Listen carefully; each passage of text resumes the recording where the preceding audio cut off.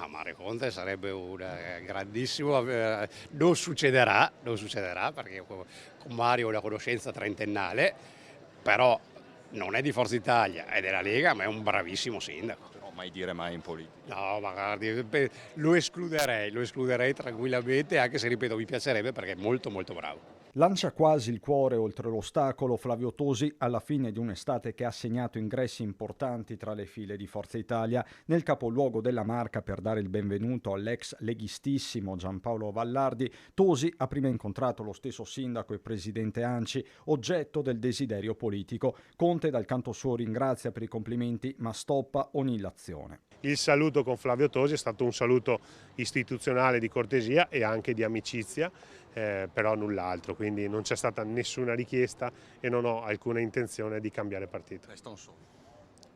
Per Flavio Tosi resta un sogno. E chissà se resterà un sogno anche l'approdo di altri big leghisti, Roberto Marcato il nome più ricorrente, mentre si fanno anche quelli di Federico Caner e Giampaolo Bottacin. Chiaro che anche solo un sì potrebbe tramutarsi in un terremoto politico, visti i ruoli chiave nella giunta regionale. Sono nomi che corrispondono a quelli identikit perché sono tutte persone capaci di governare.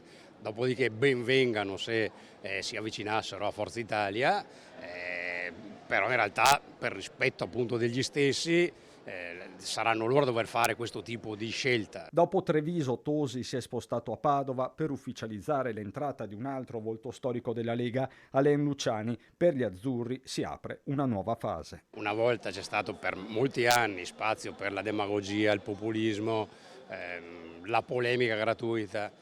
Adesso sta tornando anche negli elettori la voglia di serietà, concretezza, di capacità di governo. E quindi Forza Italia sta tornando a crescere come partito centrale della coalizione di centrodestra, fondatore del centrodestra, che avvicina e chiede ad amici che abbiano capacità, competenza e credibilità e diano risposta al territorio di avvicinarsi a Forza Italia.